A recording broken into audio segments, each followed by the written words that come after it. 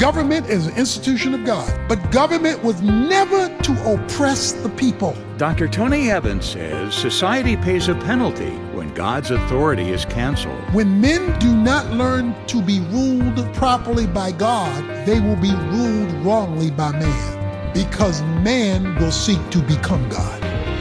This is The Alternative Broadcast, featuring the timeless biblical teachings from the archives of Dr. Tony Evans. It doesn't take an earthquake to shake a foundation. A slow, steady shift over time will do it. Today, Dr. Evans reveals how easily success can lead to spiritual compromise, and how that compromise can spread if we don't let God rule our decisions. Let's join Tony in Judges chapter 8 as he begins.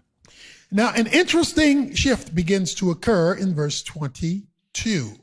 A slight shift, but it will become major as we keep flowing through the book and extracting principles for our own lives. Because remember, the Old Testament was written for our example. We don't repeat point for point because the church is not a political entity in that sense that the nation of Israel was. But there are principles, because God does not change, that are consistent to his character, that transcends the Old Testament and is relevant for us today. Then the men of Israel said to Gideon, "Rule over us, both you and your son, also your son's son, for you have delivered us from the hand of Midian." What they asked for is for Gideon to become their king. Rule over it. He was already their deliverer. He's already functioning as their judge. They're saying, no, we want more. We want you to be our king. Now you have to understand something. God's plan for Israel was for them not to be like the other nations. That he would be their God, and that they would only have a king when he was ready for them to have one. They are insisting on Gideon, because of his great prowess with the 300, that he becomes their king. Gideon says, "I will not rule over you, nor shall my son rule over you. The Lord shall rule over you." So that goes back to the principle. We will not become your king in the sense that we do not want to remove the divine rule directly over his people. That's why God had judges along the way, because he did not yet want them to have a monarchy until they learned to live life under him. And this, you'll see this flow throughout the Bible, because when men do not learn to be ruled properly by God, they will be ruled wrongly by man, because man will seek to become God. That is the problem with governments run amok, because what they do is they seek to become God. We call that statism, where men rule other men by force. So he says, no, I'm not going to do that. Yet Gideon said to them, "I would request of you that each one of you give me an earring from his spoil." For they had gold earrings, because they were Ishmaelites. Now follow this now. So I'm not going to be your king, but give me your earrings. They said, "We will surely give them." So they spread out a garment and they took the earrings. So he's getting this gold. And he does something in verse 27. Gideon made into an ephod and placed it in the city Ophrah, and all Israel played the harlot with it there. The ephod it went over the chest of the high priest. It had 12 stones on it representing the 12 tribes of Israel. And it had the Urim and the Thummim on it, which were 2 stones that were used to discern God's will. Okay? Now here's the key. The ephod only belonged to the priest and only were used in relationship to the tabernacle, the place of worship. went and he got something that did not belong to him and brought it to a place that it should not have been. He rejected one position, but he took another position that was illegitimate. And that illegitimate position, exercising a religious right and a religious authority that had not been assigned to him. And of course, he's acting in a role that he has not been appointed to act in.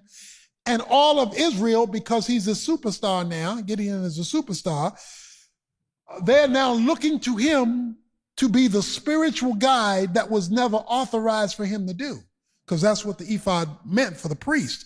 He was going to be the spiritual in-between person. Well, that's not his role. And so they play the harlot there. That is, they are being unfaithful to God's program and God's process there. And it would become a snare, it would become a trap to both Gideon and his family. So he's acting out of alignment. He's out of spiritual alignment. The Bible says whenever you go to the creation to look for guidance, that has not been authorized. In Romans chapter 1. So when you're looking for guidance because you are Leo or you are, whatever you are, that is illegitimate. When you go to a palm reader, when you appeal to an illegitimate source, even if the source uses the name God, because the ephod was a legitimate tool, but it was being a legitimate tool used in an illegitimate way. Many times our prayers don't get answered, not because we're not having a legitimate request or not because we're not communicating that request to God, but it must be done in an authorized way, okay, an approved way. This was not approved, and it became a stumbling block to the nation and to Gideon. So Midian was subdued because he had defeated the kings and their armies, verse 28. They did not lift up their heads anymore, and the land was undisturbed for 40 years in the days of Gideon. Then Jerubbaal, which is Gideon's name, is the Baal fighter. He got that nickname because he fought against Baal. Gideon had 70 sons who was his direct descendants, for he had many wives. We talking about a whole bunch of wives. You got 70 kids, you got a whole bunch of wives, okay? This introduces the whole issue of polygamy.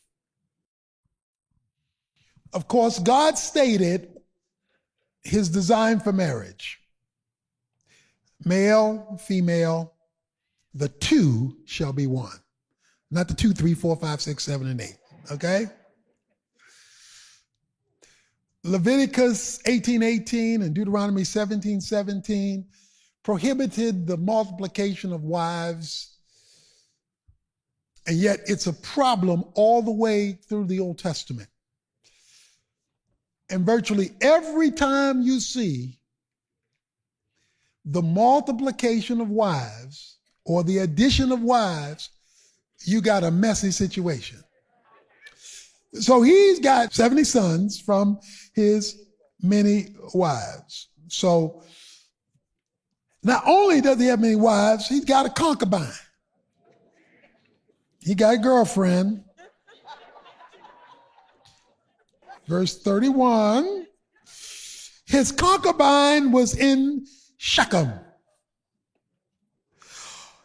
She also bore him a son, and his name is Abimelech. That's major. This is major, because Abimelech's going to show up here, and he's going to be a big problem. You understand where this is going by his name. He names his son Abimelech.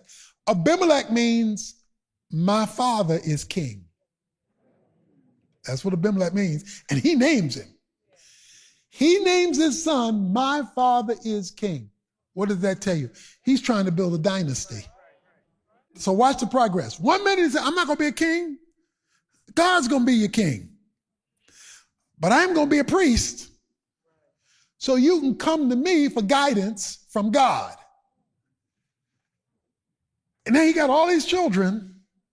He's getting all this power, all this recognition. It's getting to his head. So he has this son. He belongs to the concubine. And he says, my father is king. So he's now setting the stage for a dynasty, which is what happens when you have unlimited power, when there's no accountability at all. God recognizes leadership. Leadership should be free to lead, but there's no such thing as no accountability. You know, and so now he's moving in a whole different direction. And Gideon, verse 32, the son of Joash died at a ripe old age and was buried in a tomb. Dr. Evans will tell us how the people responded after Gideon's death when he returns in just a moment. Don't go away. The Bible makes it clear that you know when God has cursed a land, when its fathers are nowhere to be found. Dr. Tony Evans says that what becomes of the next generation of men depends on what happens with this one. Our kids need to see men in their midst who love God and who love them. But what does it take to be that kind of man? You can find out with the help of the Tony Evans Training Center's free course called Kingdom Man. It'll teach you to see past the phony images of manhood that society surrounds us with and become the loving leader that a wife and family would want to follow. As with all of our courses, there's in-depth study material you can work through at your own pace. Lots of exclusive content from Tony, tightly focused Q&A videos, and an online forum where you can collaborate with other students. It's almost like having a seminary on your smartphone. Check out the free course called Kingdom Man and the growing list of other subjects waiting for you. Visit TonyEvans.org today and follow the link to the Tony Evans Training Center. The lesson we're hearing today comes from an informative 12-part series digging into the consequences of moral and spiritual compromise as chronicled in the book of Judges. This 2-volume collection underscores the need for our steadfast faithfulness to God, and it's available as our thank you gift when you make a contribution to help support the ministry of the alternative. Along with the 12 audio messages in the Judges series, you'll also receive an added bonus, Dr. Evans' powerful book, Kingdom Authority, where he examines the opportunity God gives believers to act as custodians of His creation.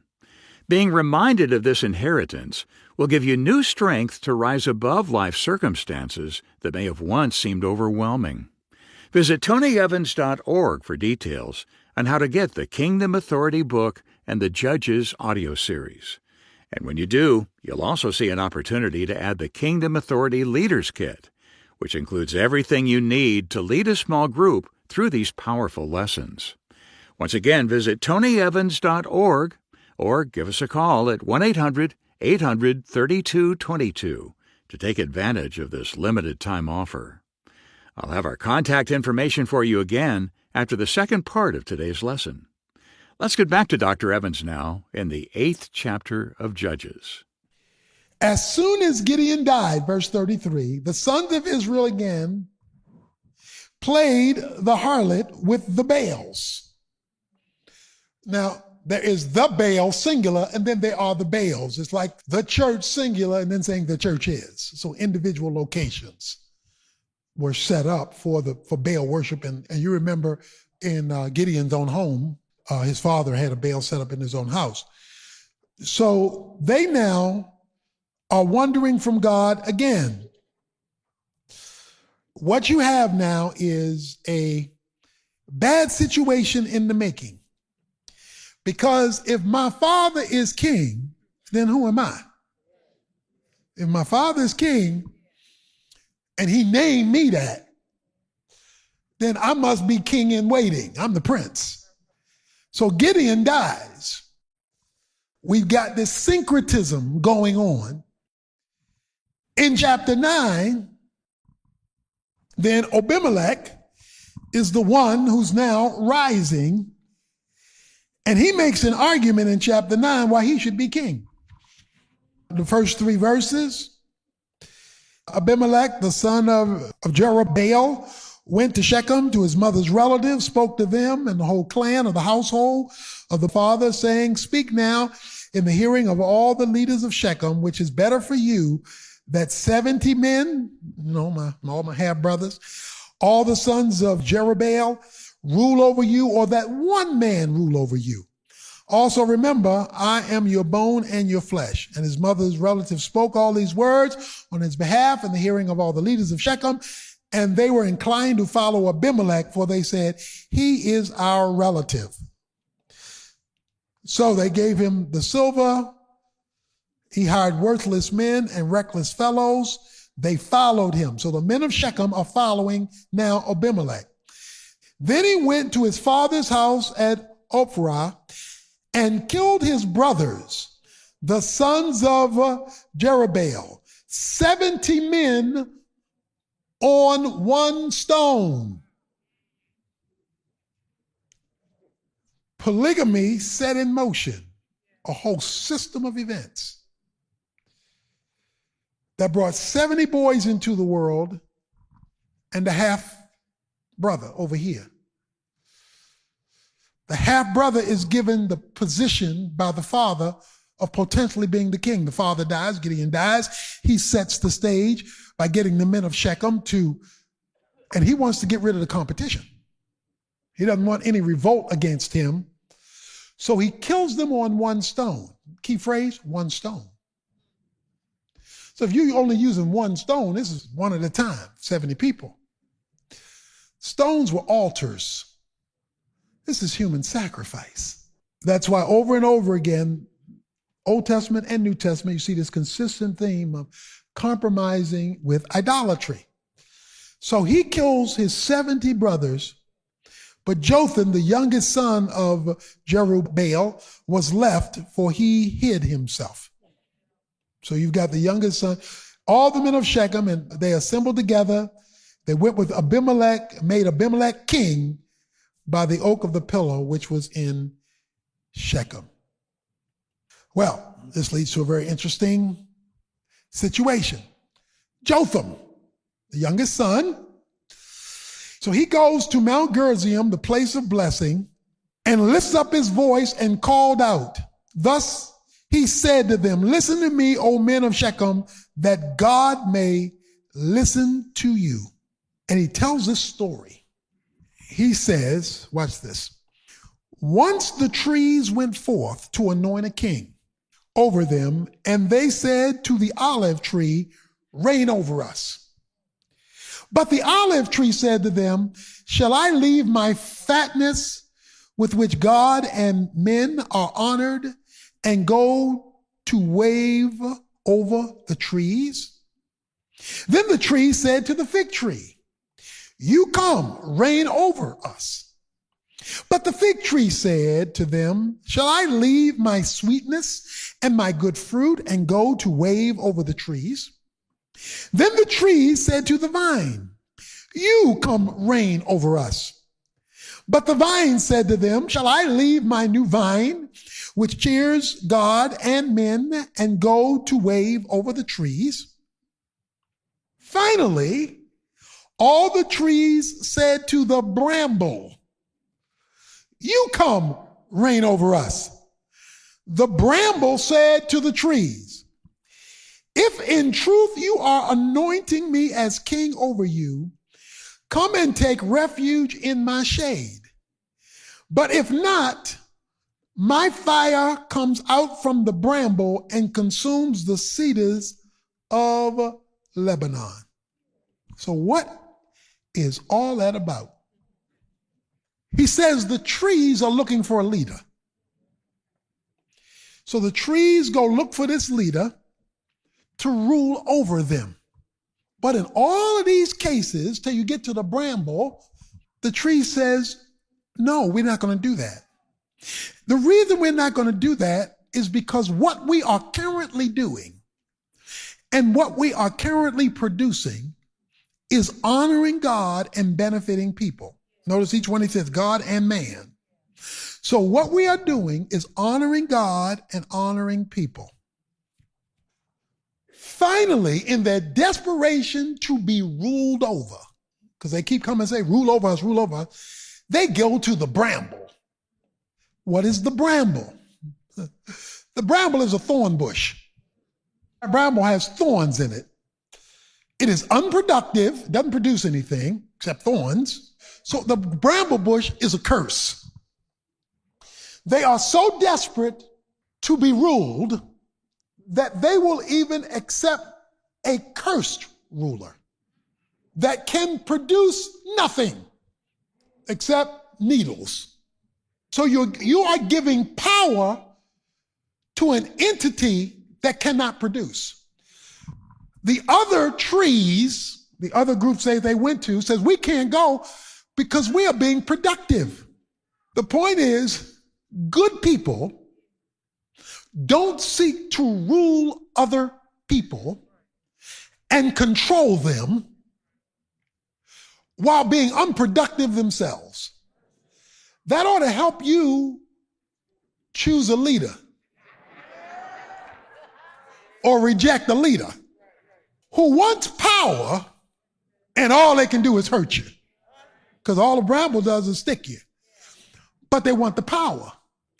That is the problem with expanding government all through the Bible. Government is an institution of God. So God created government. But government was never to oppress the people. It was to free people up to be productive. Nobody has the right to illegitimately control you. Nobody has the right to illegitimately control you. You see this in families. You see women being abused by illegitimate control. Or you can have it vice versa. Illegitimate control, that is going outside of God to control you. Okay, when God says he set us free not only from illegitimate control, but from drugs, that's an illegitimate control, or some other kind of force of habit. He set you free from being illegitimately controlled by an unauthorized agent, which is why freedom is so important. Why you pursue freedom. Because you want to remove freedom doesn't mean no restraints. Freedom means removal of illegitimate restraints that are not authorized. Now, sometimes you can't control that because you may be living in a totalitarian regime that you don't have control over. But to the best of your ability, do not allow illegitimate control to deny the freedom that you've been granted in the gospel.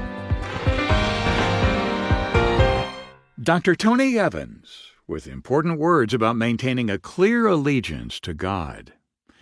Now, today's lesson is part of Tony's impactful series on the book of Judges. For a limited time, we're offering the complete 2-volume, 12-message collection on digital download as well as on either CD or USB flash drive, packaged along with his powerful book, Kingdom Authority. This comprehensive set is our gift to you when you make a contribution to help keep Tony's teaching on this station. Just visit tonyevans.org to get all the details and make your request, or call our Resource Center at 1-800-800-3222, where team members are available 24/7 to assist you. And be sure to ask about upgrading your package to include the companion Kingdom Authority Leaders Kit, designed to help these truths take root in your life and in the lives of others. Again, that's 1-800-800-3222 or online at tonyevans.org. When a nation drifts from God, confusion and conflict often follow. Tomorrow, Dr. Evans looks at the way Israel's disobedience led to division and destruction, and how God turned the devil's word into his own tool for judgment. Be sure to tune in for this enlightening look at rebellion, repentance, and restoration.